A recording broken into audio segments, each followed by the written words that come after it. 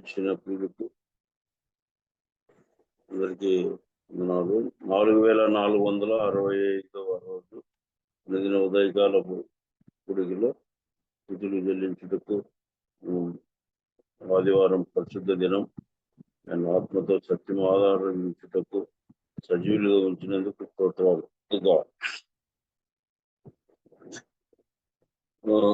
ODC నుంచి Barnabas గారు దేవుని సేవకులు ఏర్పాటు చేసిన జూమ్ యాప్ ద్వారా అందరిగా ప్రభువును స్తుతించుటకు ప్రేరేపించగలిగిన వారు, ఇంతకుముందు స్తుతులు చెల్లించిన వారు ఈ యొక్క పరిశుద్ధ దినములో స్తుతులు చెల్లించాలని మనవి.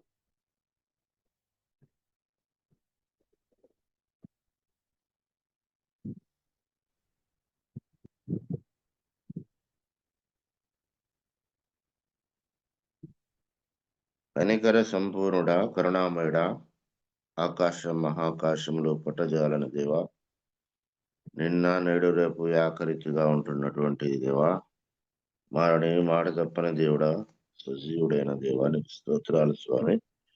వదనాలు చెల్లిస్తున్నాం.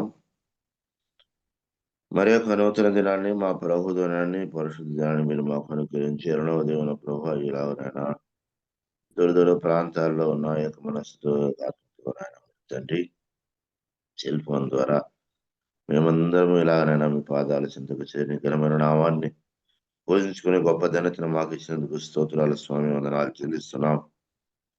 నాయన మర్చండి, ఈ దినం ప్రపంచవ్యాప్తంగా మర్చండి మిమ్మల్ని నాయన మర్చండి ఆరాధించడానికి నైనా మర్చండి కలిసి వస్తుండండి. ఆర్పులైన మాతో కూడా మీరుండి మిమ్మల్ని పరుచుకొని ప్రార్థిస్తున్నాం.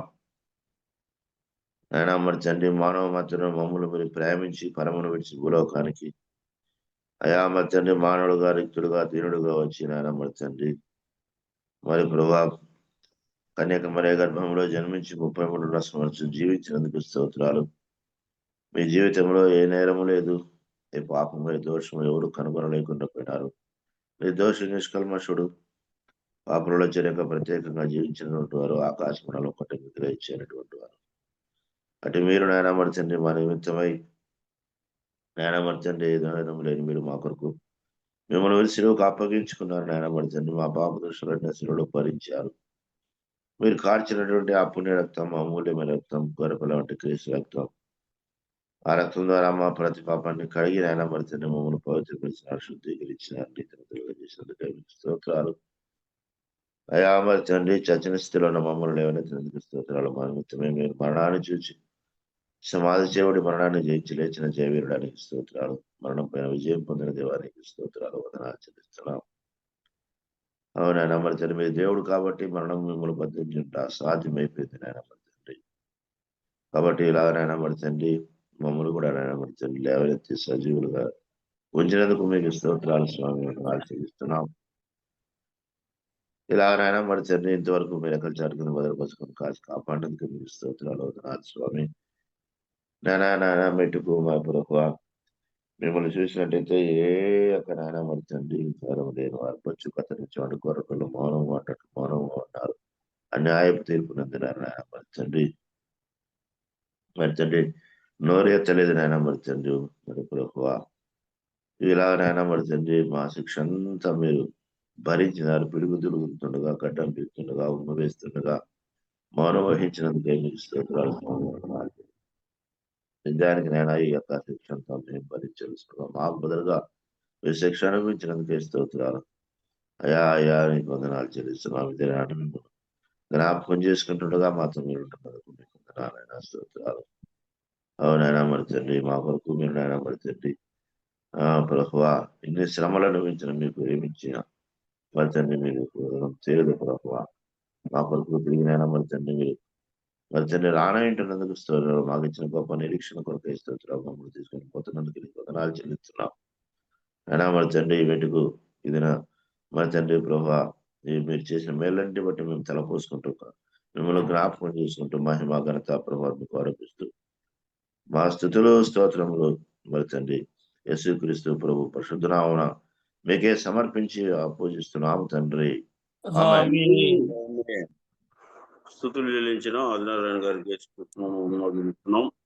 అది మన మధ్య పాట పాడుతూ దోసకాయలు పాట నుంచి రత్నపాల్ గారు ఉన్నారు. పాట పాడి స్థుతి పాట పాడి వందనాలు బ్రదర్ రత్నపాల్. వందనాలు అంకుల్.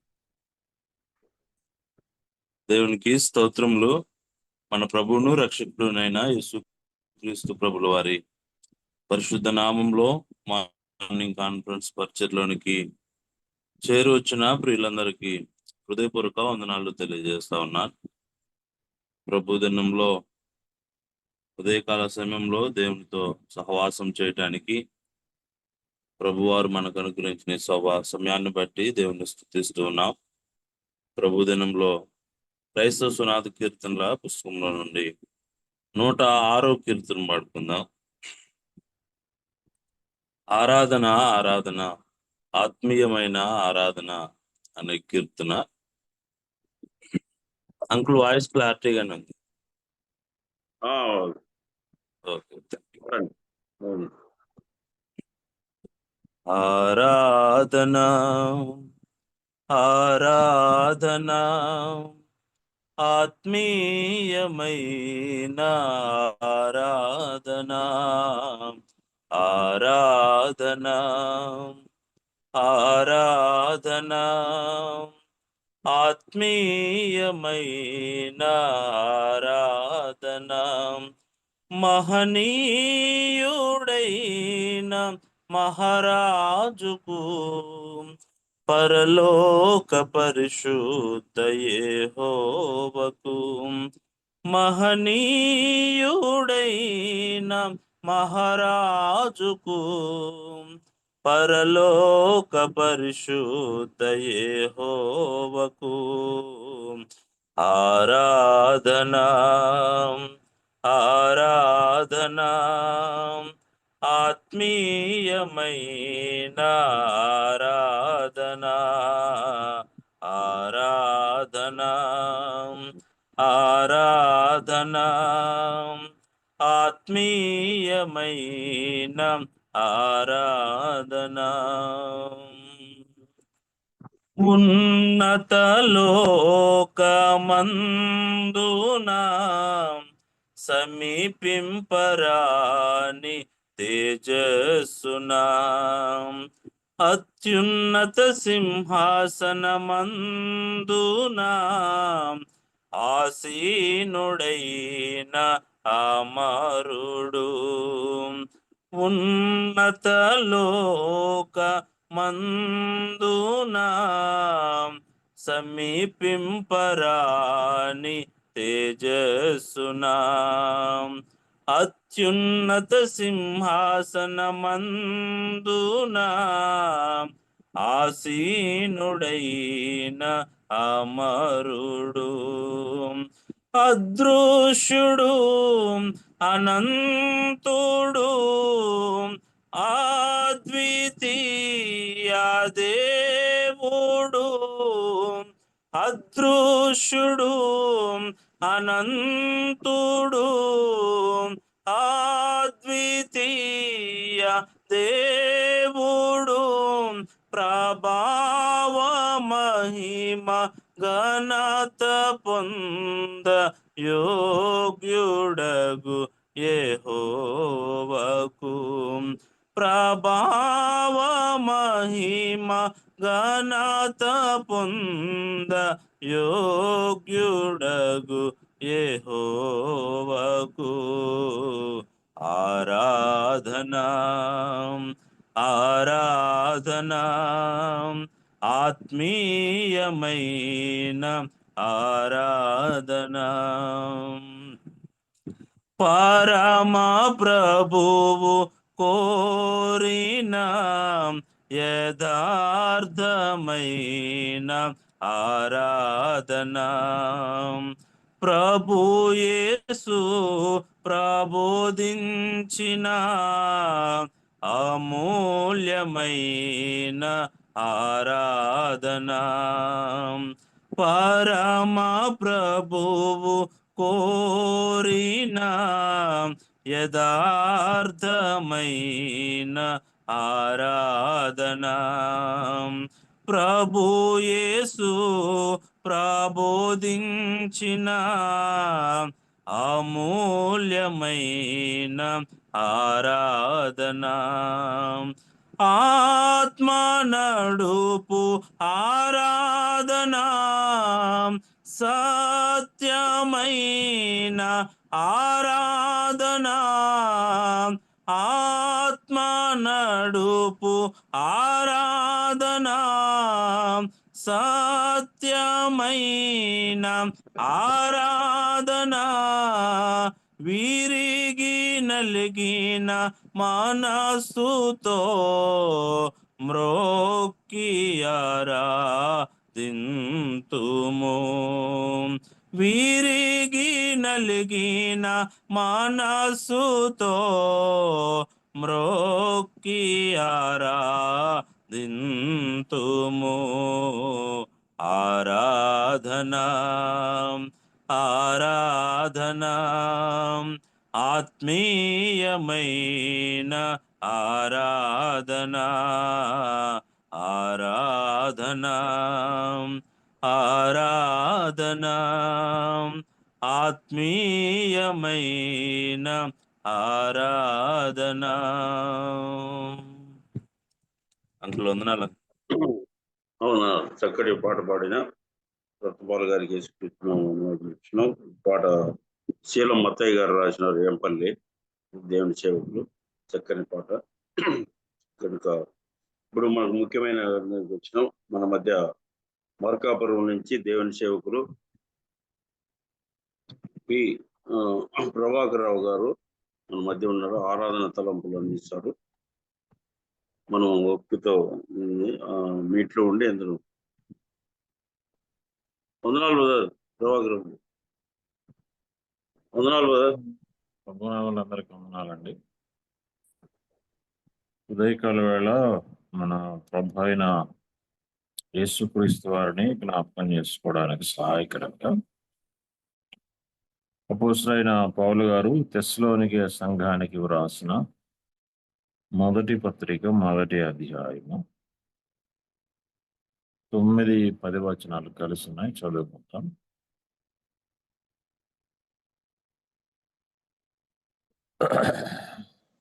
మీ యొద్ద మాకు ఎట్టి ప్రవేశము కలిగెనో అక్కడి జనులు మమ్మను గురించి తెలియచెప్పుచున్నారు.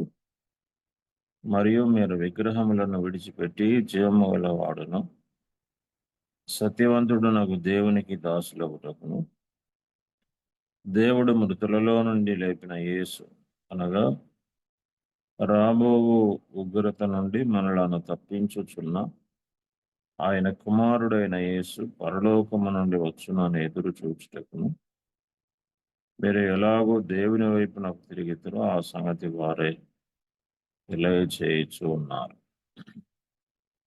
ప్రభువారు మన కొరకు మాటలు దీవించునుగాక. ప్రియమైన వారులారా, ఆరాధనలో ప్రధానుడైన మన ప్రభువును ఆయనను పంపిన తండ్రి యొక్క దేవుని మనం జ్ఞాపకం చేసుకుంటూ ఉండగా మనం చదువుకున్న లేఖన భాగంలో తెస్సలోనికే ప్రాంతంలో అపోస్తలుడైన పౌలు గారు దేవుని ఆత్మ ద్వారా ప్రేరేపించబడి ఆయన సువార్త ప్రకటించినప్పుడు అక్కడి ప్రజలు ప్రభు అయిన యేసుక్రీస్తునందు విశ్వాసం నుంచి రక్షించబడ్డారు. వారు ఎవరిని వారు విశ్వసించారో ఆయన స్వభావము, ఆయన లక్షణాలేంటి మనం గమనిస్తున్నప్పుడు ఇందులో ప్రభువుని గురించి చాలా శ్రేష్టమైన మాటలు మనం చదువుతాం. ఒకటి, ఆయన జీవము గలవాడు అన్నాడు. 2, ఆయన సత్యవంతుడు అన్నాడు. 3, ఆయన మృతులలో నుండి లేపబడిన వాడు అని మనం చదువుతున్నాము. 4, ఉగ్రత నుండి తప్పించేవాడు అని మనం చదువుతున్నాము. 5, ఆయన పరలోకము నుండి తిరిగి రానయ్యున్నాడు అనే 5 గంభీరమైన మాటలు మన ప్రభువుని గురించి మనం జ్ఞాపకం చేసుకుంటూ ఉన్నాం. నేను మరలా మాటలు జ్ఞాపకం చేస్తున్నాను. ఆరాధనకు యోగ్యుడైన మన ప్రభువు ఆయన శ్రేష్టత, ఆయన ప్రత్యేకత మనం గమనిస్తున్నప్పుడు ఆయన ఎవరు అనంటే ఆయన జీవము గలవాడు, ఆయన సత్యవంతుడు, ఆయన మృతులలో నుండి లేపబడిన వాడు, ఆయన రాబోయే ఉగ్రత నుంచి తప్పించేవాడు, ఆయన పరలోకము నుండి రానయ్యున్నవాడు అని మనం చదువుతున్నాం. ఆ మధ్యలో మనకు కనబడే మరొక మాట, మనకు కనబడకుండా కనబడే మరొక మాట ఏంటంటే ఆయన ఆరోహణుడై పరలోకం చేరినవాడు, మృతులలో నుండి లేపబడిన తర్వాత ఆయన ఆరోహణుడై పరమునకు ఎత్తబడిన వాడు అనే మాట మనకు అందులో కనిపించకుండా కనబడే మాట. ఈ మాటలన్నీ మన ప్రభువుని గురించి, ఆయనను పంపిన తండ్రి యొక్క దేవుని గురించి వ్రాయబడిన శ్రేష్టమైన మాట. ఆరాధనలో మన ప్రభు అయిన యేసుక్రీస్తు యొక్క ఈ విశిష్టతలు మనము జ్ఞాపకం చేసుకుంటూ ఆయనను మనం ఎంతైనా స్తుతించబద్ధులమైన పౌలు గారు ప్రకటించిన సువార్తలో మన ప్రభు యొక్క గొప్పతనాన్ని ఆయన ఇలాగూ జ్ఞాపకం చేశాం. అందులో నుండి మనము 1-2 మాటలను మనము జ్ఞాపకం చేసుకున్నాం. అదేంటంటే మొదటిగా మన ప్రభువుని గురించి మనం ఎలాగూ మనం చదువుతున్నాం. ఏంటంటే ఆయన జీవము గలవాడు అనే మాట చదువుతున్నాం. జీవము గల మన ఆరాధనకు యోగ్యుడైన మన ప్రభు ఎవరు అనంటే ఆయన జీవము గలవాడు. ఇంకా మాటలో మనం ఇలా చెప్పుకుంటే ఈ దీనికి సమాంతరంగా మరొక మాట కూడా మనము జ్ఞాపకం చేసుకోగలము. యోహాను రాసిన సువార్త, యోహాను రాసిన సువార్త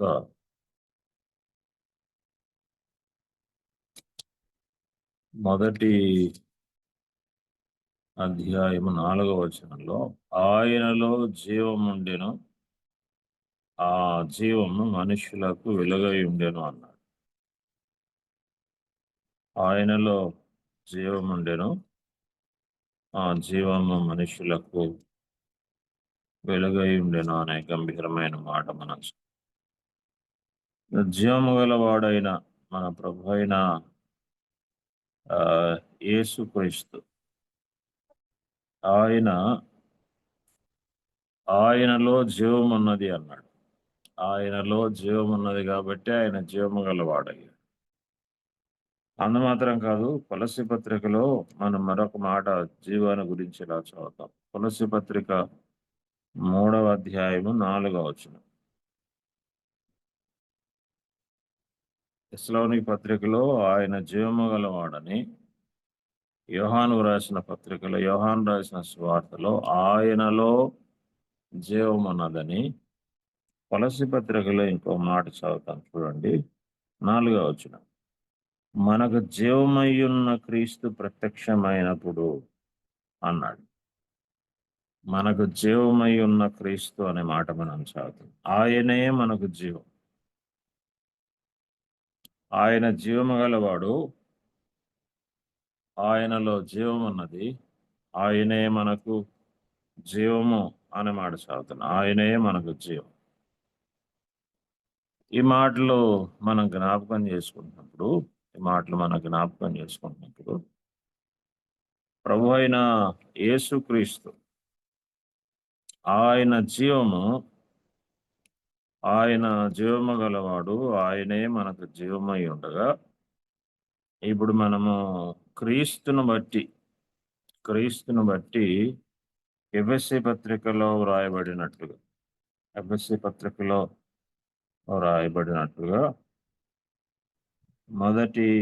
2వ అధ్యాయము 1వ వచనంలో మీ అపరాధముల చేతను పాపముల చేతను మీరు చచ్చిన వారై ఉండగా ఆయన మిమ్మును క్రీస్తుతో కూడా బ్రతికించెను అన్నాడు. మృతతుల్యులు అయిన మనల్ని బ్రతికించడానికి జీవము గలవాడు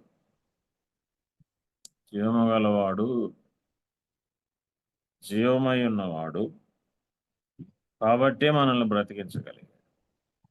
లేకపోతే మన అపరాధముల నుండి, పాపముల నుండి మనము బ్రతికించబడ్డం అన్నది అసాధ్యమైన సంగతి. కీర్తనకారుడు అన్నట్టుగా ఒకని ప్రాణ విమోచన క్రయధనం బహు గొప్పది, అది ఎన్నటికీ తీర్చబడక అట్లా ఉండవలసింది. మనం అలాగే ఉండవలసింది. కానీ క్రీస్తు జీవము గలవాడు కాబట్టి ఆయన మనల్ని బ్రతికించాడు. క్రీస్తు జీవము గలవాడు కాబట్టి అక్కడ మనం తెస్సలోనికీ పత్రికలో మరొక మాట కూడా మనం చదువుకున్నాం. అదేంటంటే ఆయన మృతులలో నుండి లేపబడినవాడు. మృతులలో నుండి లేపబడినవాడు ప్రభు అయిన యేసుక్రీస్తు ఆయన జీవము గలవాడు కాబట్టి మృతులలో నుండి లేపబడిన వాడుగా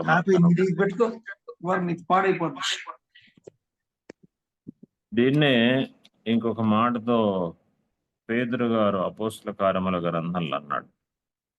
అపోస్తల కార్యముల గ్రంథము 3వ అధ్యాయము 15వ వచనం, 3:15లో మీరు జీవాధిపతిని చంపితిరి అన్నాడు.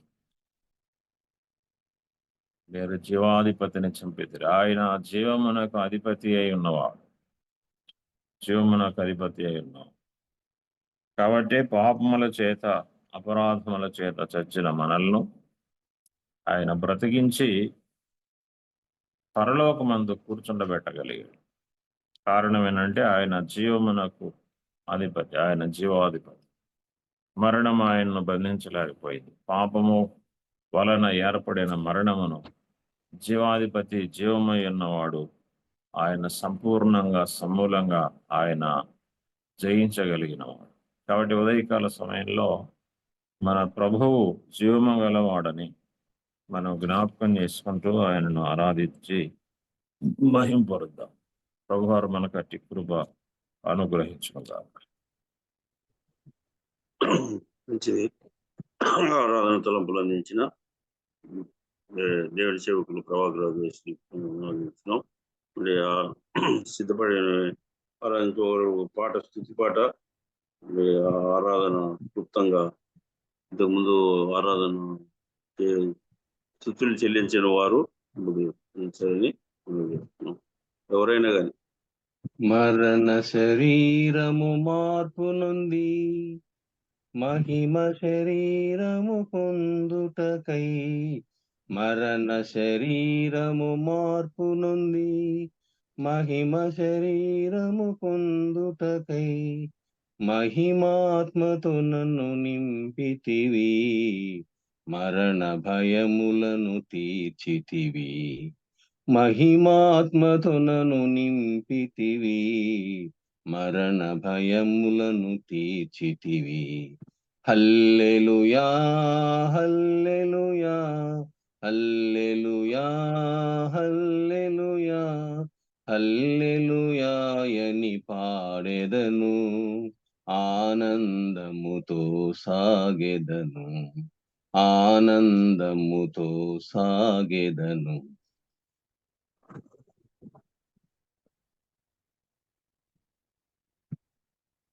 మమ్మల్ని మిక్కిలిగా ప్రేమించిన మా ప్రియ పరలోకపు తండ్రి, మహోన్నతుడైన దేవ, సర్వాధికారి అయిన మా తండ్రి, నీకు స్తోత్రాలునైనా.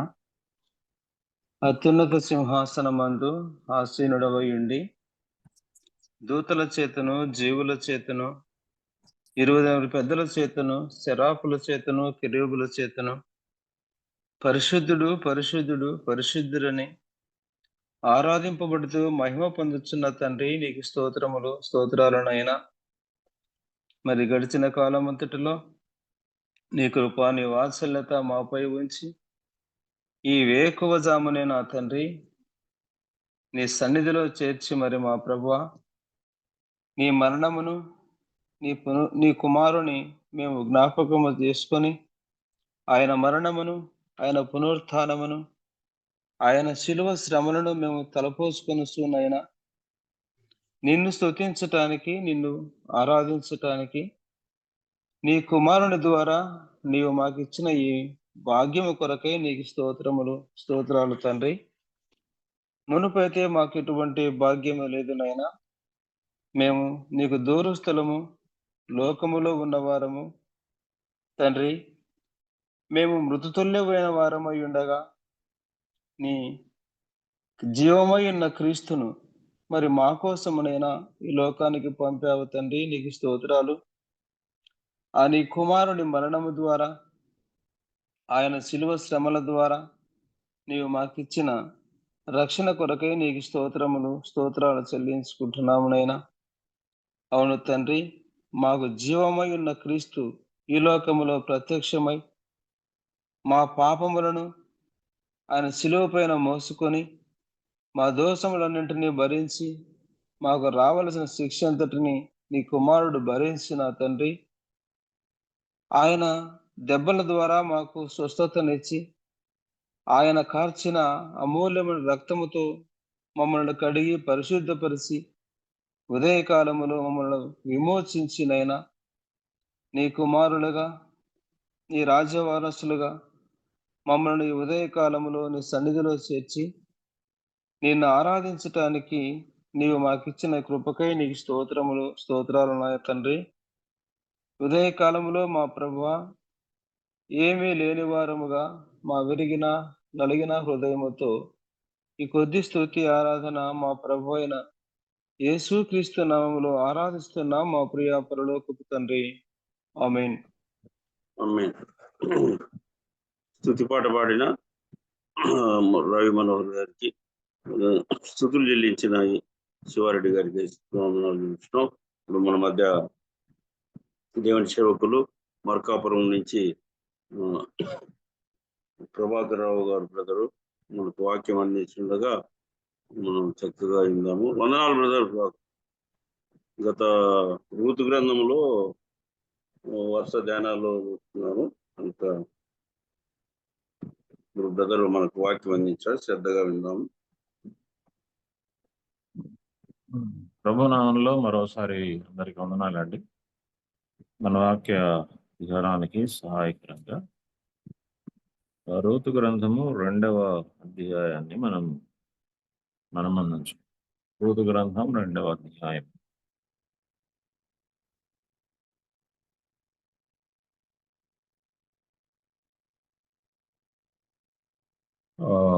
మొదటి 7 వచనాలు మనం చదువుదాం. నయోమి పెనిమిటికి బంధువుడు ఒకడు ఉండెను. అతడు చాలా ఆస్తిపరుడు. అతడు ఎలీమెలకు వంశపు వాడై ఉండెను. అతని పేరు బోయజు.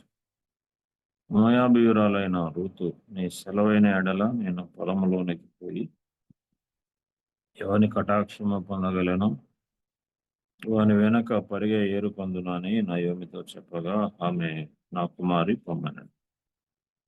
కాబట్టి ఆమె వెళ్ళి పొలంలోనికి వచ్చి చేను పోయు వారి వెనుక పొలములో ఏరుకొని, ఆ పొలములో ఆమె పోయిన భాగము ఎలీమెలకు వంశపు వాడైన బోయేజ్ది. బోయేజు బెత్లెహేము నుండి వచ్చి, యెహోవా మీకు తోడై ఉండునుగాకని చేయి కోయి వారితో చెప్పగా, వారు యెహోవా నిన్ను ఆశీర్వదించునుగాక అనిరి. అప్పుడు బోయేజు కోయివారి మీద ఉంచబడిన తన పనివారిని చూచి, ఈ చిన్నది ఎవరిదని అడగగా, కోయివారి మీద ఉంచబడిన పనివాడు, ఈమె మోయాబు దేశం నుండి నయోమితో పాటు తిరిగి వచ్చిన మోయాబీరాలైన యవనురాలు. ఆమె నేను కోయివారి వెనుక పనుల మధ్యను ఏరుకొనుటకు దయచేసి నాకు సెలవిమ్మని అడిగాను. ఆమె వచ్చి ఉదయము మొదలుకొని ఇది వరకు ఏరుకొనచుండెను. కొంతసేపు మాత్రము ఆమె ఇంట కూర్చుండెను అని వాడు చెప్పాను. ప్రభువారు మన కొరకి మాటలు దీవించిన గాక. ప్రేమైన వారులారా, మనము గత పాఠంలో ఈ రూతు గ్రంథంలో 2వ అధ్యాయంలో నుండి దేవుని పని విధానం, ఎలా ఉండాలి అనే సంగతి మనం జ్ఞాపకం చేసుకుంటూ దేవుని పనిని ఆయన సెలవు చొప్పున చేయాలి అని మనం జ్ఞాపకం చేసుకుంటాం. 2వ వచనంలో రూతు నయోమితో పలికిన మాట, నీ సెలవైన ఎడల నేను పొలములోనికి పోయి ఎవని కటాక్షం పొందగలనో వాని వెనుక పరిగె ఏరుకొందునని నయోమితో చెప్పగా ఆమె కుమారి పొమ్మనెను అనే మాట 2వ వచనంలో మనం చదువుతూ, సెలవైన ఎడల అనే మాట, నీ సెలవైన ఎడల అనే మాటలో దేవుని పని 2వ అధ్యాయం అంతా మనం చదువుతున్నప్పుడు పొలములో పని చేయడం మనం కనబడుతుంది. పొలములో పని ఇది దేవుని పనికి సూచనగా మనము జ్ఞాపకం చేసుకుంటున్నప్పుడు భక్తులు, అపోస్తలులు, ప్రవక్తలు, మన వెనక మన పితరులు వారందరూ సొంత ఆలోచనతో పనిచేసిన వారు కారు. వారు దేవుని ఆలోచన చొప్పున పనిచేసిన వారుగా మనకు కనబడుతున్నారు. దేవుని పని ఎప్పుడైనా దేవుని ఆలోచన ప్రకారమే జరగాలి. మానవ ఆలోచన ప్రకారము, మానవ పద్ధతుల ప్రకారము దేవుని పని జరగకూడదు.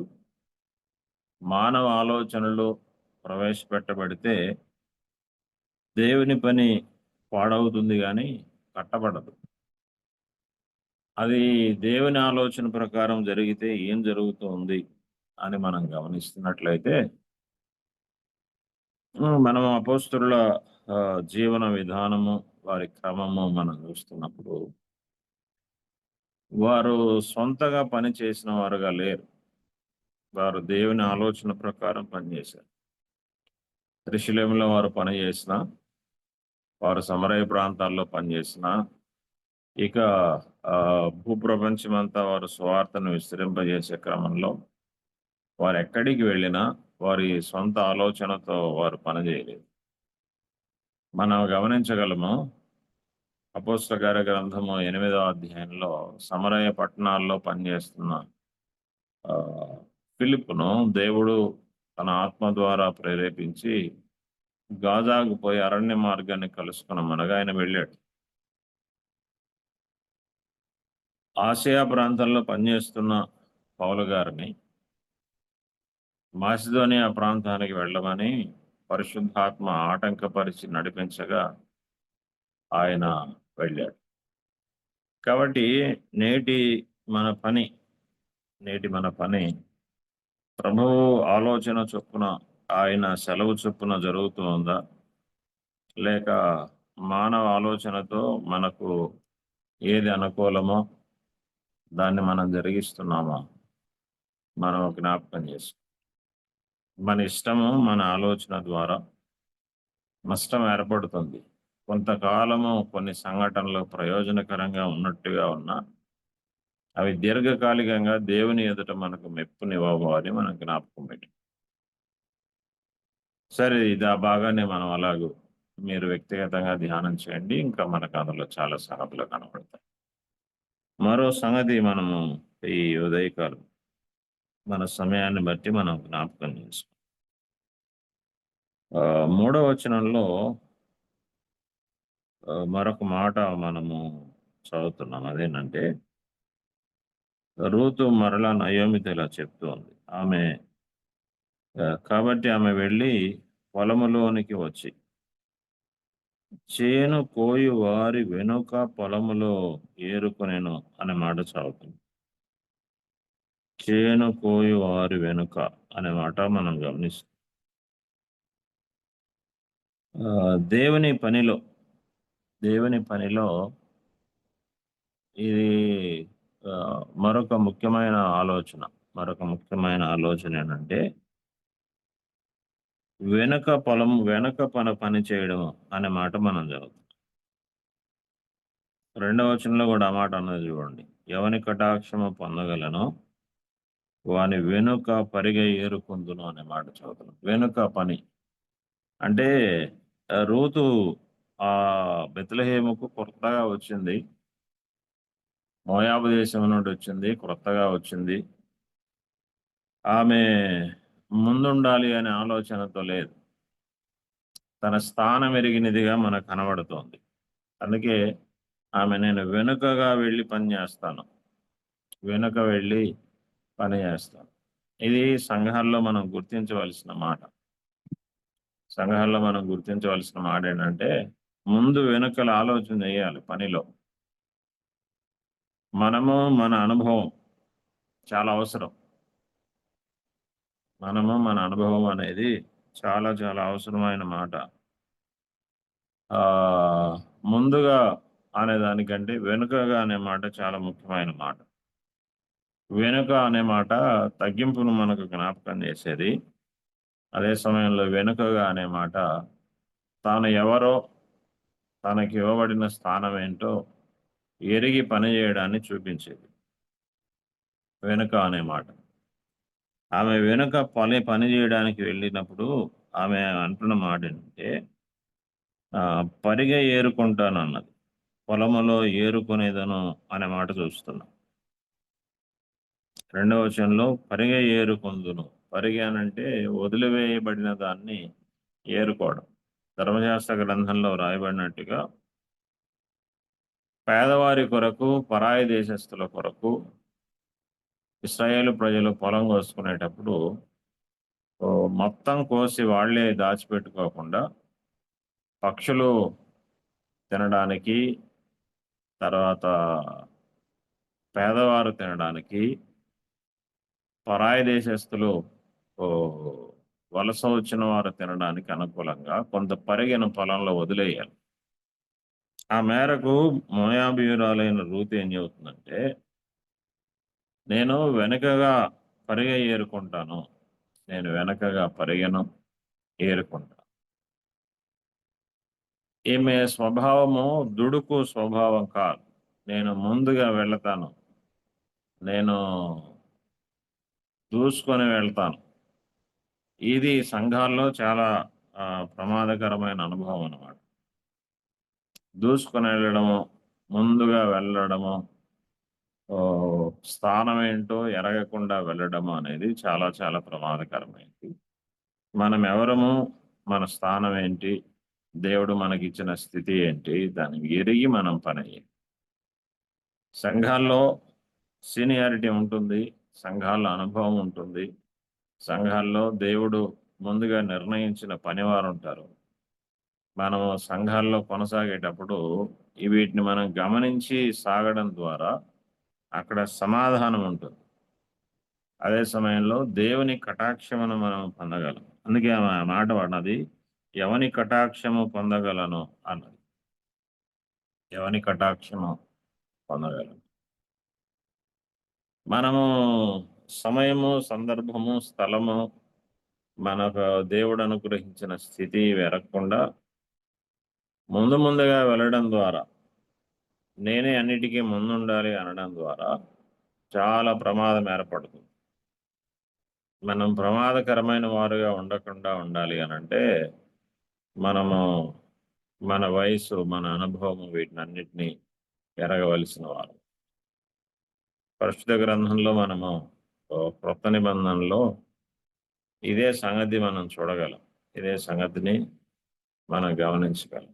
అపోస్తలుడైన పౌలు గారితో కూడా తిమోతి ఉన్నాడు, తీతు ఉన్నాడు, ఎపఫ్రోదితు ఉన్నాడు, లూకా ఉన్నాడు, మార్కు ఉన్నాడు. చాలా మంది యవనస్తులు పౌలు గారి దగ్గర ఉన్నారు. మనకి ఎక్కడే గాని పౌలు గారు పంపించగా వారు వెళ్ళారు కానీ వారికై వారు దేవుని పనిలో పౌలు గారిని దాటి వెళ్ళే ప్రయత్నం చేయలేదు. తెస్సలోనికే పౌలు గారు పంపాడు, తిమోతిని వెళ్ళాడు. కొరంథీ ప్రాంతానికి పంపించాడు, కొందరిని వారు వెళ్ళారు. కొలస్సి ప్రాంతానికి కొందరిని పంపించారు, వారు వెళ్ళారు. ఆయా స్థలాల్లో సంఘాల్లో అవసరం మేరకు పౌలు గారు తన దగ్గర ఉన్న యవనస్తులను పంపించమనగా వెళ్ళారు. అంటే వారు వెనుకగా పని చేసేవారుగా మనకు కనబడుతున్నారు. ముందున్న అనుభవస్తులను అనుసరించి వారు పనిచేస్తున్న వారుగా మనకు కనబడుతున్నారు. వెనకగా పని చేయడం అనేది ముందు అనుభవం కలిగిన వారు వెళుతూ ఉండగా వారిని అనుసరించడం అనేది చాలా చాలా ముఖ్యమైన సంగతి. ఎందుకంటే అనుభవస్తుల జీవితాల ద్వారా, అనుభవస్తుల పని విధానాల ద్వారా మనం చాలా సంగతులు నేర్చుకోవచ్చు. నేడు సంఘాల్లో ఇది కొంత మనకు లోపంగా మనకు కనబడుతుంది. సీనియర్స్ను వారి అనుభవాన్ని దృష్టిలో ఉంచుకోకుండా కొంతమంది యవనస్తులు సంఘాల్లో దుడుకుతనాన్ని ప్రదర్శించడం మనం చూస్తూ ఉంటాము. తద్వారా ఏర్పడే లోట్లు, ఇబ్బందులు కూడా మనం గమనిస్తున్నాం. కాబట్టి ప్రియులారా, పనిలో, దేవుని పనిలో ఒకటేమో అధికారానికి లోబడి పని చేయడం, సెలవుడల అనేది మనం జ్ఞాపకం పెట్టుకోవాలి. రెండవది అనుభవస్తులను వెంబడించడం. అనుభవస్తులను ముందుగా దేవుని పిలుపు కలిగి పని చేస్తున్న అనుభవస్తులైన వారిని ఫాలో కావడం, వారు వెనక వెళ్ళడం, వారు పని చేస్తూ ఉండగా వదిలివేసిన వాటిని చేయమన్న వాటిని చేయడం, అది చాలా చాలా అవసరమైన సంగతులలో ఒక సంగతిగా మన జ్ఞాపకం పెట్టాలి. మూడో మాట మనం ఇందులో గమనిస్తాం. బోయేజు పొలములో ఆమె పనికి వెళ్ళాను అని మనం చూస్తున్నాము. బోయేజు పొలంలో పనికి వెళ్ళింది. ఆ పొలములో సమాధానము, ఆశీర్వాదము ఉన్నట్టుగా మనం చూస్తాం. 4వ వచనంలో బెత్లెహేము నుండి బోయేజు వచ్చి, యెహోవా మీకు తోడై ఉండునుగాక అనగా, చేనుకోయేవారు యెహోవా నిన్ను ఆశీర్వదించునుగాక అన్నారు. దీన్ని ఇలా లింకప్ కూడా మనం చేసుకోవచ్చు. దేవుని సెలవు చొప్పున మన స్థానం ఎరిగి పని చేస్తే ఆశీర్వాదము, సమాధానం ఉంటుంది. మన సొంత ఆలోచనతో దుందుడుకుగా మనం కొనసాగితే అక్కడ ఆశీర్వాదం ఉండదు, సమాధానం ఉండదు అని మనం జ్ఞాపకంలోకి పెట్టుకోవచ్చు. కాబట్టి మన జీవితాల్లో దేవుని పని ఆశీర్వాదకరంగా, సమాధానకరంగా సాగాలి. ఆశీర్వాదకరంగా, సమాధానకరంగా సాగాలి. సంఘములో సమాధానము, ఆశీర్వాదము ఎప్పుడు ఉండాలి. సంఘంలో సమాధానం, ఆశీర్వాదం ఎప్పుడు ఉండాలి. అందుకే మనం క్రొత్త నిబంధనలో అపోస్తలుడైన పౌలు గారు ఆయన వ్రాసిన పత్రికలు వాటిని మనం గమనిస్తున్నప్పుడు ప్రతి చోట మనకి మాట కనబడుతుంటుంది అన్నమాట. ప్రతి చోట మనకు కనబడే మాట ఎలా, నేను మీకు అవసరానికి మనం ఇలా జ్ఞాపకం చేసుకుందాం. చూడండి,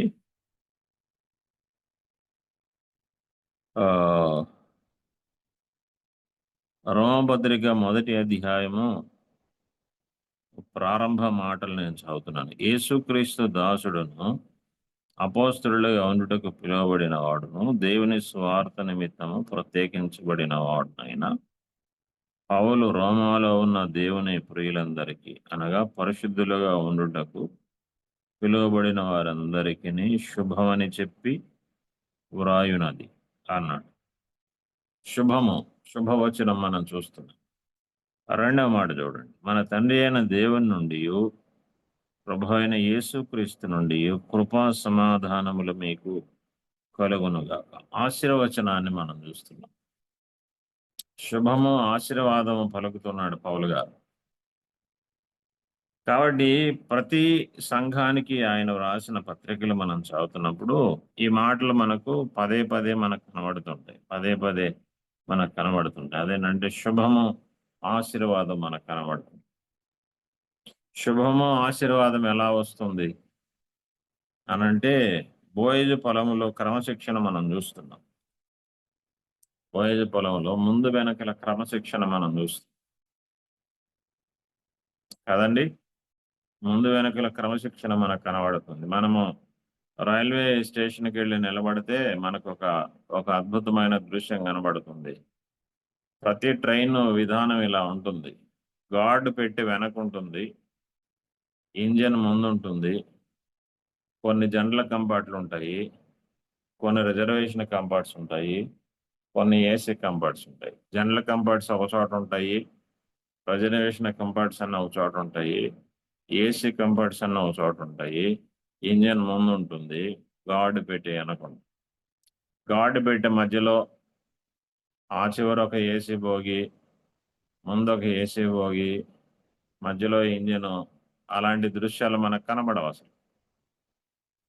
ట్రైన్ సక్రమంగా నడవాలి, ప్రజలు ట్రైన్ సరిగా అందుకోవాలి, ఎక్కాలి అని అంటే ఈ వరుస పాటిస్తారు వాళ్ళు. ముందు ట్రైన్ ఉంటుంది, బోగి ఉంటుంది, వెనక గార్డ్ బాక్స్ ఉంటుంది, ఒక చోట జనరల్ బోగీస్ కొన్ని ఉంటాయి, రిజర్వేషన్ బోగీస్ ఉంటాయి, ఏసీ బోగీస్ ఉంటాయి, విమెన్స్ సపరేట్ బోగి ఉంటే అది ఉంటుంది, కార్గో బోగి ఉంటే అది సపరేట్గా ఉంటుంది. దేనికి అవి వాటి స్థానాల్లో మనకు కనబడదు, వాటి స్థానాల్లో మనకు కనబడదు. కాబట్టి ప్రియులరా, సంఘాల్లో స్థానాల చొప్పున పని చేస్తే, దేవుడు నిర్ణయించిన స్థానాల చొప్పున పని చేస్తే, అందుకే అన్నది మనం ఇప్పుడే వచ్చాం అత్తమ్మ, చాలా కాలం అయిపోయింది ఈ దేశాన్ని విడిచిపెట్టి, మనం ఇప్పుడు చాలా ఆలస్యంగా ఇక్కడికి వచ్చాము, కాబట్టి ఇప్పుడు నేను ముందుగా వెళ్ళను, వెనకగా వెళ్తాను.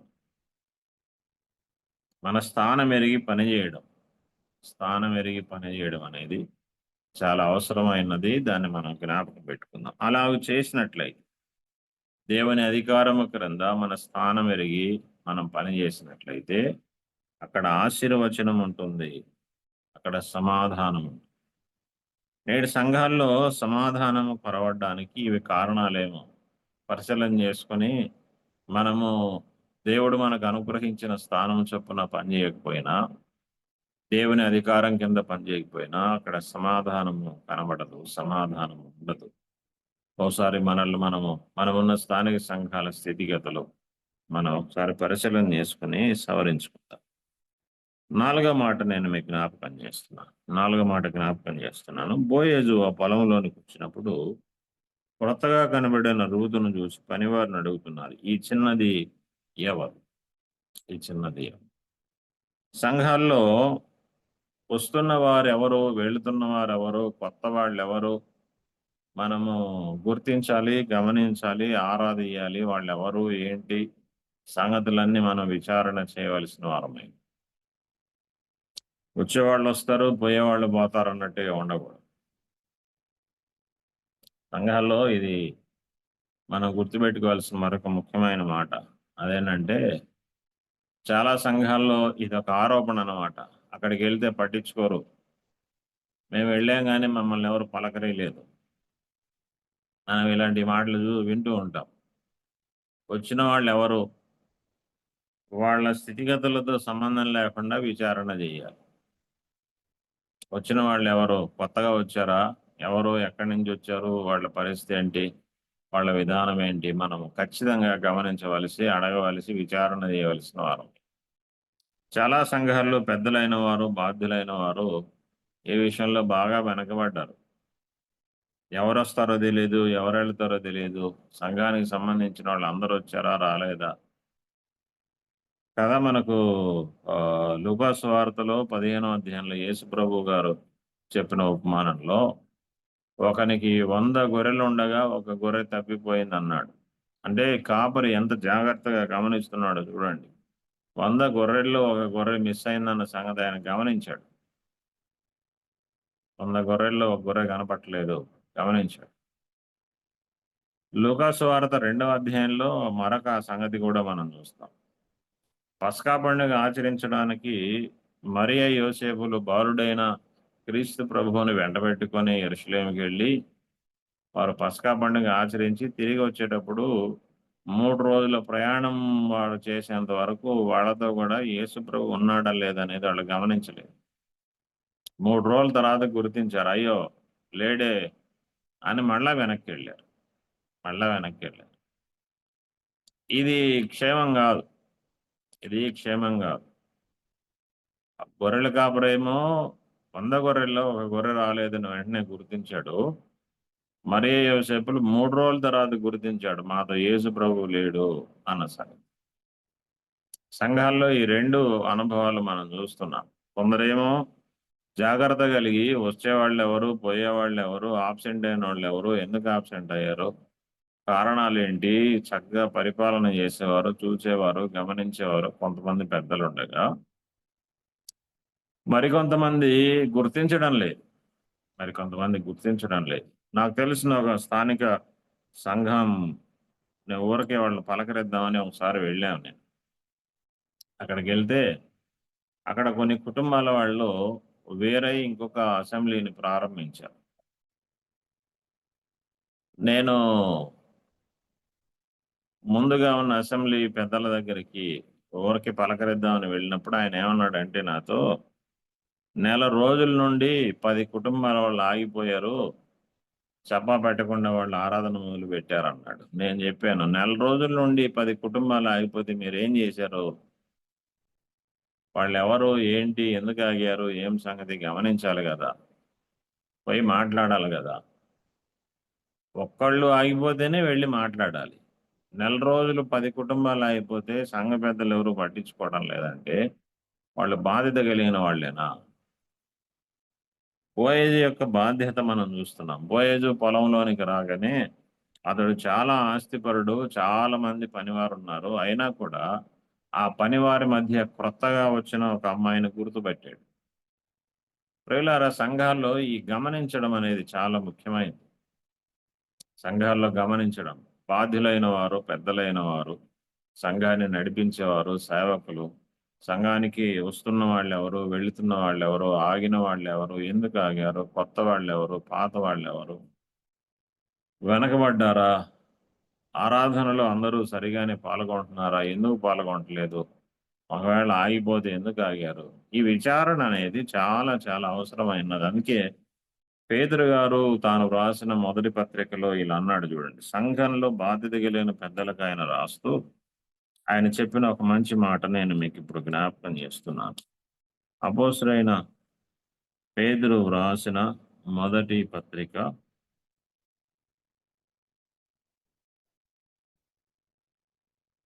5వ అధ్యాయం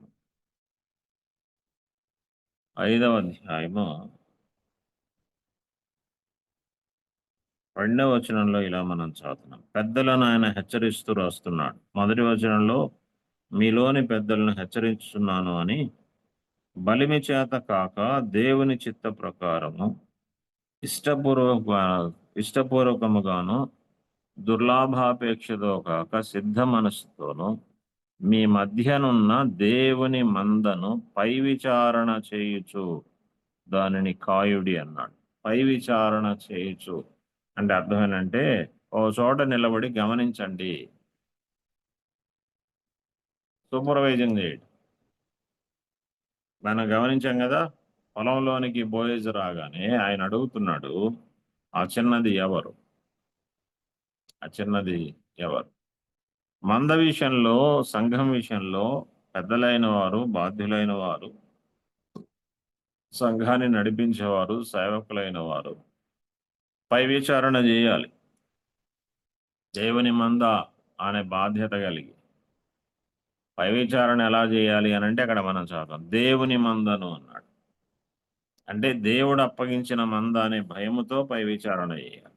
నేను నాయకుణ్ణి అనే ఆలోచనతో కాదు మనం పై విచారణ చేయవలసింది. మాట జ్ఞాపకం పెడదాం. మేము పెద్దలము, మేము సేవకులము, మేము నాయకులం కాబట్టి అనే ఆలోచనతో కాదు. దేవుడు నన్ను పై విచారణకర్తగా నియమించాడు. దేవుడు నాకు ఒక బాధ్యత అప్పగించి ఈ పనిని జరిగించమన్నాడు అనే స్పృహ కలిగి, నేను దేవునికి లెక్క అప్పచెప్పాలి అనే ఆలోచన కలిగి పై విచారణ చేస్తూ మందను నడిపించవలసిన వారమై ఉన్నాము, మందను కాయవలసిన వారు. బోయేజు మనకు ఆ పాఠం నేర్పిస్తున్నాడు. బోయేజు పొలంలో పై విచారణ మనకు కనబడుతుంది. ఎవరివిడ కొత్తగా కనపడుతుంది, ఇంతకుముందు లేదే, నిన్నటి వరకు లేదే, ఎవరి అమ్మాయి, ఎవరి చిన్నది అని ఆయన పనివారిని అడుగుతూ ఉన్నాడు, విచారణ చేస్తున్నాడు. కాబట్టి ప్రియులారా, సంఘాల్లో ఈ బాధ్యత చాలా అవసరమైంది. ఇలాంటి బాధ్యతలు మేము చేయలేము అనేవాళ్ళు తప్పుకోవడం మంచిది. సంఘాన్ని బాధ్యతతో కాయడానికి ఇష్టం లేకపోతే కేవలము అదొక అధికార పీఠం అనుకునే వాళ్ళు ఎవరైనా ఉంటే మానుకోవడం చాలా మంచిది. ఎందుకనంటే రేపు ప్రభువుకు మనం లెక్క అప్పచెప్పాలి. ఆ రోజు మన లెక్క సరిగా లేకపోతే మనము ఆయన నుండి బహుమానాలు పొందము, కానీ ఆయన నుండి మనకు బహుమానాల స్థలంలో, దీవెనల స్థలంలో మనం ఆయన నుండి మన ఉచేత్కారాన్ని ఎదుర్కోవాల్సి ఉంటుంది. అలా నమ్మకమైన మంచి దాసుడు అని అందరి ముందు అంటే ఘనత ఉంటుంది, సోమరువైన చెడ్డదాసుడు అంటే అవమానం. కాబట్టి ప్రియులారా, ప్రభువునకు మనం లెక్క అప్పచెప్పాలనే మనసు కలిగి, ఆలోచన కలిగి, సంఘాల పట్ల, సంఘానికి చేరి వస్తున్న ప్రజల పట్ల బాధ్యులుగా మనం కొనసాగడానికి మనం ప్రయత్నించాలి. ఇది 4వ సంగతిగా మనసులో పడదు. 5వ సంగతి, వీటిని మీరు వ్యక్తిగతంగా ధ్యానం చేయండి. దీని నుండి మనం అనేక పాఠాలు నేర్చుకోవాలి. నేను అవసరాన్ని బట్టి కేవలం ఆ మాటలు మాత్రమే మీకు జ్ఞాపకం చేస్తున్నాను. మరొక మాట ఇందులో మనం గమనిస్తాం. వారు ఏం చెప్తున్నారు అని అంటే 6వ వచనంలో వాళ్ళు చెప్తున్నారు, పనివాడు చెప్తున్నాడు, ఈమె మోయాబు దేశం నుండి నయోమితో కూడా తిరిగి వచ్చిన మోయాబీయురాలైన యవనురాలు అని చెప్తుంది. అడ్రస్ చెప్తూ ఉంది. ఈమె ఎవరు? పనివాడు ఒకడు చెప్తున్నాడు, ఈమె ఎవరు అని అంటే అడ్రస్ చెప్తూ ఉంది. ఆమె ఎవరో, ఎక్కడి నుంచి వచ్చిందో, ఎవరికి సంబంధించిందో, ఆ పనిలో, ఆ చేనులో పని చేసే పనివాడికి తెలిసిందంటే ఒకడికి కాదు, అందరికీ తెలుసు అని అర్థం. అక్కడ పనివాడు ఒక ఆయన చెప్పాడు అని అంటే ఆ సంఘంలో అక్కడ ఆ పొలంలో మనకు కనబడే మరొక సంగతి ఏంటి అని అంటే, పొలంలోనికి వచ్చిన తర్వాత ఆమె ఎవరో, ఏంటి సంగతో, ఆమె అడ్రస్ అంతా వాళ్ళు ఎరిగిన వారుగా కనబడుతున్నారు. దీన్ని ఇలా నేను మీకు జ్ఞాపకం చేయాలని ఇష్టపడుతున్నాను. అదేంటంటే, నేడు చాలా మంది అడ్రస్లు కూడా తెలియవు మనకు. సంఘాల్లో పెద్దలు, బాధ్యులైన వారు, నాయకులైన వారు ఈనాడు ఎలా ఉన్నారు, ఎలా తయారయ్యారంటే, సంఘానికి వస్తున్న వాళ్ళు ఎవరు, ఎక్కడి నుంచి వచ్చారు, వాళ్ళ అనుభవం ఏంటి, వాళ్ళ రక్షణ ఏంటి, ఏ ఊరోళ్ళు, ఇక్కడికి ఎలా వచ్చారు, ప్రస్తుతం ఎక్కడ ఉంటున్నారు, ఏ అడ్రస్ తెలియదు. ప్రియులారా, ఈ మాట మనము చాలా సీరియస్గా తీసుకోవాల్సిన మాట. ఎందుకనంటే సంఘానికి వస్తున్న వాళ్ళ అందరి అడ్రస్లు తెలియాలి మనకు. సంఘానికి చేరి వస్తున్న వారి అందరి అడ్రస్లు తెలియాలి. అడ్రస్ తెలియకుండా ఇంట్లోకి రానివ్వం కదా మనం. ఆ వ్యక్తి ఎవరో తెలియకుండా ఎవరిని మనం ఇంట్లోకి అనుమతించాం కదా. మరి సంఘాల్లో ఎవరు ఏంటి అడ్రస్ మనకు అవసరం లేదా? వాళ్ళు ఎవరో మనకు తెలియాల్సిన అవసరం లేదా? వారిని గురించిన విచారణ అవసరం లేదా? సంఘంలో ఉన్నవారు అందరూ, నాయకులు మాత్రమే కాదు, వాళ్ళు ఎవరు, ఎక్కడి వాళ్ళు మనకు తెలిసి ఉండాలి. కొన్ని స్థలాల్లో కొంతమంది ఇళ్ళు వాళ్ళు ఎక్కడో తెలియదు సంఘాల్లో వాళ్ళకు. ఇప్పుడు ఈ గూగుల్ వచ్చిన తర్వాత ఆ సంఘాల్లో వాళ్ళని కలవాలి అని అంటే, అన్న గూగుల్ మ్యాప్ పెట్టండి మీ ఇంటికి వస్తాం అంటున్నారు. అంటే ఎప్పుడు ఆ ఇంటి ముఖం చూసిన వాళ్ళు కాదన్నమాట. ఆ ఇంటికి ఎప్పుడు వెళ్ళిన వాళ్ళు కాదు, వాళ్ళు ఎక్కడ కాపురం ఉన్నారో తెలిసిన వాళ్ళు కాదు. ఇక్కడ మనకు ఒక పనివాడు చెబుతున్నాడు, ఆమె అడ్రస్ అంతా చెబుతున్నాడు. ఈమె మోయాబు దేశం నుండి వచ్చింది, నయోమితో కూడా వచ్చింది, ఈమె మోయాబీయురాలు. ప్రియులారా, ఇది మనం గుర్తుపెట్టాలి. సంఘాల్లో ఈ మాట మనకి ఇంకో మాట ఏం చెబుతుందంటే, సంఘాల్లో ఒకరితో ఒకరికి ఉండవలసిన పరిచయాన్ని కూడా చెప్తూ ఉంది. ఒకరితో ఒకరికి ఉండవలసిన పరిచయం, ఖచ్చితంగా ఒకరితో ఒకరికి ఖచ్చితమైన పరిచయం ఉండాలి. పరిచయం లేకుండా మేమందరము ఒకే సంఘము అని చెప్పడానికి అసలు అవకాశమే లేదు. కొన్ని చోట్ల మనం వింటూ ఉంటాం, కొందరిని అడుగుతారు, కొందరు మేము అక్కడక్కడ కొన్నిసార్లు వెళ్ళినప్పుడు, బ్రదర్ మీ దగ్గరికి పలానా వాళ్ళు వస్తున్నారంటే, అంటే ఎప్పుడు చూడలేదన్నా, వినలేదంటారు. వీళ్ళేమి అక్కడికి వెళ్ళలేదంటారు. తెలియదు, ఎవరెవరో తెలియదు, ఎవరో వస్తారు వెళతారు. అట్లా ఉన్నాయి సంఘాలు. అలా ఉండకూడదు. ఖచ్చితంగా ఒకరితో ఒకరికి ఖచ్చితమైన పరిచయం ఉండాలి. అందరూ అందరికీ తెలిసి ఉండాలి. ఇట్లా మీకు అర్థం కావడానికి చెప్తాను. మనం ఒక మెడికల్ షాప్లోకి వెళితే ఎన్ని రకాల మందులు ఉంటాయండి? ఎన్ని రకాల మెడిసిన్స్ బాక్సులు అందులో ఉంటాయి అంటే వేల రకాల మెడిసిన్స్ ఉంటాయి అక్కడ. కానీ మెడికల్ షాప్లో ఉండే వాళ్లకు ఖచ్చితంగా అన్ని మెడిసిన్స్ ఎక్కడ ఉంటాయో, ఏ స్థలంలో ఉంటాయో, ఏ ర్యాక్లో ఉంటాయో, ఏ బాక్స్లో ఉంటాయో ఖచ్చితంగా తెలుసు. చూడలేదా మనం ఆ సంగతులు, ఆ దృశ్యాలు చూసాం మనం. మెడికల్ షాప్లో ఓనరు కొంతమంది పెద్దలైన వారు కూర్చొని పని వాళ్ళకి చెప్తూ ఉంటారు, నానా పలాంటి ర్యాక్లో ఆ 3వ బాక్స్ అందుకో 4వ బాక్స్ అందుకో అందులో ఉంటుంది చూడు అంటారు. అలా ఖచ్చితంగా తెలుసు. నేను ఒక లాయర్ దగ్గరికి వెళ్ళాను, సీనియర్ లాయర్ దగ్గరికి వెళ్తే ఒక కేసు విషయమై ఆయన స్టడీ చేస్తూ వాళ్ళ అసిస్టెంట్కి చెప్తున్నాడు. ఆయన దగ్గర చాలా పెద్ద లైబ్రరీ ఉంది, వేల పుస్తకాలు, న్యాయానికి లాకు సంబంధించిన బుక్స్, చాలా బుక్స్ ఉన్నాయి. ఆయన ఏమన్నాడంటే ఆ 4వ ర్యాక్లో 5వ వరుసలో 6వ పుస్తకం తీసుకురా అన్నాడు. ఏంటంటే ఈ కేసుకు సంబంధించిన వివరాలు అందులో రాసి ఉన్నాయి.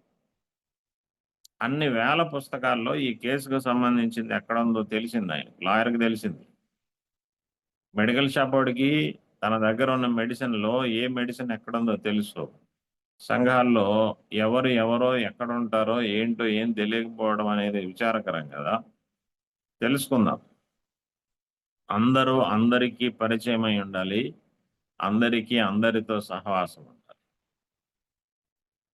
బోయేజ్ పొలంలో మనం చూస్తున్నాం, పనివాడు చెబుతున్నాడు, ఆమె ఎవరో అడ్రస్ ఏంటి మొత్తం చెబుతున్నాడు.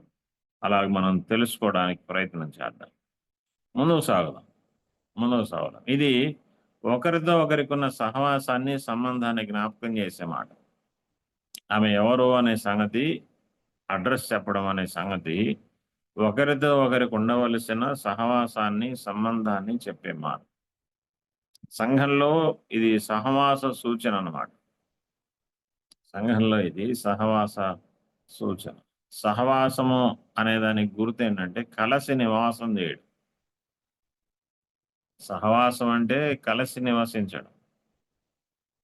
మనం సహవాసం అంటున్నాం కానీ వాళ్ళు ఎవరో మనకు తెలియదు.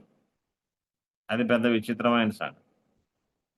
కాబట్టి అలా లేకుండా జాగ్రత్త పడడానికి మనము ప్రయత్నం చేద్దాం. ఇంకొక మాట నేను జ్ఞాపకం చేసి పాఠం ఆపుతాను. అదేంటంటే ఆ పనివాడు ఏం చెప్తున్నాడు అనంటే 7వ వచనంలో, ఆమె ఉదయం నుండి పనిచేస్తూనే ఉంది, కొద్దిసేపు మాత్రమే విశ్రాంతి తీసుకుంది, పని చేస్తూనే ఉన్నది అని చెప్పాడు. ఆమె కొద్దిసేపే విశ్రాంతి తీసుకుంది, ఆమె కంటిన్యూగా పనిచేస్తూ ఉంది. ప్రియమైన వారులారా, సంఘాల్లో నిరంతరము దేవుని పనిని కొనసాగించేవారుగా ఉండాలి. అందరూ పని చేసేవారుగా ఉండాలి. చూడండి, ఒక మాట మనం చదువుదాము, సహాయకరము. ఎఫెసీ పత్రికలోనికి వద్దాము, 4వ అధ్యాయం. అపోస్తలుడైన పౌలు గారు ఎఫెసీ పత్రిక 4వ అధ్యాయంలో ఇలా అంటాడు. చూడండి, మనం ఎరిగిన మాట నేను అవసరం కొరకు చదువుతున్నాను అంతే. 4వ అధ్యాయము 16వ వచనం. 4:16. ఆయన శిరస్సు అయి ఉన్నాడు, ఆయన నుండి సర్వ శరీరము చక్కగా అమర్చబడి తనలోనున్న ప్రతి అవయవము తన పరిమాణము చొప్పున పనిచేయుచుండగా ప్రతి కీలు వలన కలిగిన బలము చేత అతుకబడి ప్రేమయందు తనకు క్షమాభివృద్ధి కలుగునట్లు శరీరమునకు అభివృద్ధి కలుగజేసుకొనుచుంది అన్నాడు. అక్కడ మనం గుర్తించవలసిన మాట ఏంటంటే తన పరిమాణము చొప్పున ప్రతి అవయవము పనిచేస్తూ ఉండగా అన్నాడు.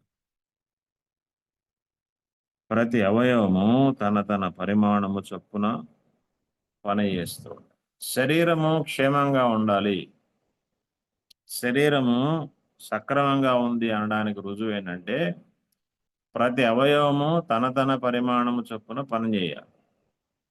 అన్ని అవయవాలు ఖచ్చితంగా నిర్ణయించబడిన మేరలో పనిచేయాలి. మళ్ళీ ఇక్కడ పరిమాణము చొప్పున అంటే ఎక్కువ తక్కువలు చేయకూడదు. గుండె ఎన్నిసార్లు కొట్టుకోవాలి అన్నిసార్లే కొట్టుకోవాలి. ఎక్కువ కొడితే ఒక జబ్బు, తక్కువ కొడితే ఇంకో జబ్బు. కళ్ళు రెప్పలు ఆడుతూ ఉండాలి, అవి ఎంత ఆడాలో అంతే ఆడాలి. ఎక్కువ ఆడినా ఇబ్బంది, తక్కువ ఆడినా ఇబ్బంది. నాడీ వ్యవస్థ పనిచేస్తూ ఉండాలి, దానికి తగిన పరిమాణంలో పనిచేయాలి. ఇలాగ ప్రతి అవయవాన్ని మనం గమనిస్తున్నప్పుడు ప్రతి అవయవము పనిచేస్తుంది. దానివల్ల ఏం జరుగుతుంది అన్నాడు అని అంటే 3 మాటలు నేను జ్ఞాపకం చేస్తాను. చూడండి, 3 మాటలు జ్ఞాపకం. ఒకటి బలము అన్నాడు, ఒకటి బలము, 2 అతుకబడి, 3 క్షేమాభివృద్ధి అన్నాడు. ఒకటి బలం ఉంటుంది, 2 అతుకబడి అటాచ్మెంట్ సంబంధము ఉంటుంది, 4 క్షేమాభివృద్ధి ఉంటుంది. ఎప్పుడు అనంటే ఒక అవయవం పనిచేస్తే కాదు, అన్ని అవయవాలు పనిచేస్తేనే. అన్ని అవయవాలు నిరంతరంగా నిర్ణయించిన మేరలో పనిచేయాలి. బోయజు పొలంలో పనిచేస్తున్న రూతమ్మన గురించి ఏం చెబుతున్నారంటే, ఆమె విశ్రాంతి కొద్దిసేపే తీసుకుంది, ఆమె పనిచేస్తూనే ఉన్నది. ఆమె పనిచేస్తూనే ఉంది. కాబట్టి ప్రియులారా, మన జీవితంలో సంఘాల్లో అందరూ పనిచేయాలి, అప్పుడే సంఘ క్షేమము. అందరూ పనిచేయాలి, అప్పుడే సంఘానికి బలము. అందరూ పనిచేయాలి, అప్పుడే సంఘంలో అనుబంధము, క్షేమము, అభివృద్ధి మనకు కనబడుతుంది. కొందరి పని వలన పని లేని వారి వలన సంఘానికి ప్రమాదం. పని చేయని అవయవాల వలన ఆరోగ్యం ఎలాగో పాడైంది అని నిర్ణయించుకుంటామో, పని చేయని వారి ద్వారా సంఘ ఆరోగ్యం దెబ్బతింటుంది. కనుక పొలములో మనం గమనిస్తున్న సంగతి, వెనుకగా ఆమె పని చేస్తుంది, వెనుకగా తన స్థానం ఎరిగి పని చేస్తూ ఉంది. 2, పని సెలవు చొప్పున స్థానం ఎరిగి పని చేస్తే ఆశీర్వచనము, సమాధానం ఉంటుంది. 3, విచారణ అవసరం. వచ్చేవారు ఎవరు, వెళ్ళేవారు ఎవరు, కొత్తగా కనబడ్డ వాళ్ళు ఎవరు, సంఘంలో విచారణ అవసరము. 4, పనివాడు అడ్రస్ చెప్తున్నాడు. సంఘంలో ఉన్నవారి అడ్రస్ తెలియాలి, అందరికీ పరిచయాలు ఉండాలి. అడ్రస్ అందరికీ తెలియాలి, అందరికీ పరిచయాలు, అందరికీ సంబంధ సహవాసాలు ఉండాలి.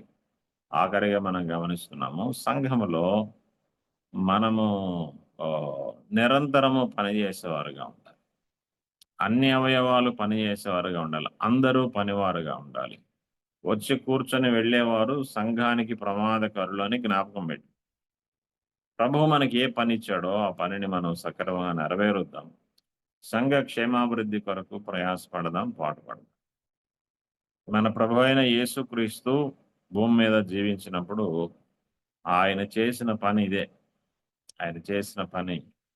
ఇదే. ఆయన పనిని జరిగించాడు. ప్రభువు తానకు తండ్రి యొక్క దేవుడు అప్పగించిన పనిని సంపూర్తిగా ఆయన నెరవేర్చాడు. కొదవ లేకుండా నెరవేర్చిన వాడు మన ప్రభు అయిన యేసుక్రీస్తు. కొదవ లేకుండా కొనసాగించాడు. కాబట్టి మన ప్రభువుని పోలి దేవుని మహిమ కొరకు భూలోకంలో సంఘాల క్షేమం కొరకు మనము పనిచేయాలి. ప్రభువు మన కట్టి కృప దయచేయనుగా. చిన్నమాట ప్రార్థన చేద్దాం. మహిమగల తండ్రి, స్తోత్రాలు. మీరు అందించిన సంగతులు మేము మనసునుంచుకొని పాటించి నడవడానికి బలపరచుకొని, ఈ ఉదయకాలపు కాన్ఫరెన్స్లో పాల్గొన్న మా ప్రియులందరినీ మీ దయకు అప్పగిస్తాం. యేసు ప్రభు నామంలో స్తోత్రం చెల్లించి ప్రార్థించి వేడుచున్నాం తండ్రి, ఆమేన్. థ్యాంక్ యూ అందరికీ. వందనాలు. చక్కటి సందేశం ఇచ్చిన దైవ సేవకులు ప్రభాకర్ రావు గారికి సంఘం తరపున, జూమ్ తరపున ఆచరిస్తాం. చక్కటి సందేశం మోయాబురాలు గురించి, మోయాబురాలు, విధవరాలు, అదేవిధంగా ధన్యురాలు. చక్కటి సందేశము. ఆమె తెలిసినా కానీ, వాళ్ళు బంధువైనా కానీ ఆమె చెప్పుకోలేదు, వెనకనే ఉంది. మనమైతే ఒక పరిచయం ఉంటే ముందు, కానీ ఆమె క్రమమును పాటించి వెనకల పరిగి ఏరుకున్నట్టుకు. ఇప్పుడు సంఘాన్ని గురించి ముందు సమయంలో 11వ తారీఖు గత నెల రూతు గ్రంథము ప్రభు యొక్క సంఘ ముఖ చిత్రం అని బ్రదర్ చెప్పినాడు వంశంలో. అవును, రూతు యొక్క ప్రభు యొక్క ముఖ చిత్రం, సంఘం యొక్క. కనుక సంఘాల్లో ఏ విధంగా ఉండాలో చక్కటి సందేశం. ఇప్పుడు జరిగే పెద్దలు ఏ విధంగా ఉండాలో, పరిచారకులు ఏ విధంగా ఉండాలో, ఇవన్నీ చక్కటి సందేశం. మనం వాటిని వాక్యానుసారంగా తెలుసుకుందాం. ఇప్పుడు ఆఖరిగా ప్రార్థన మనం జయచంద్రరావు, పెరుమాల జయచంద్రరావు గమనించి ప్రార్థన చేస్తాం. బ్రదర్ వందనాలు బ్రదర్.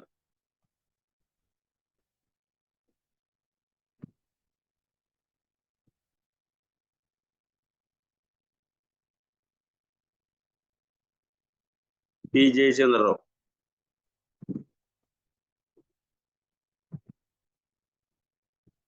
పేరు చెప్పండి.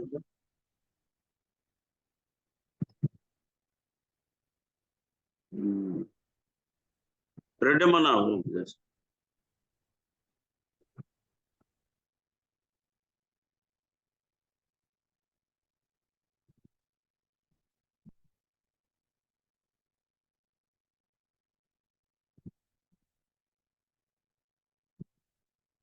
బ్రదర్ లేడా? రెడ్డమ్మన్న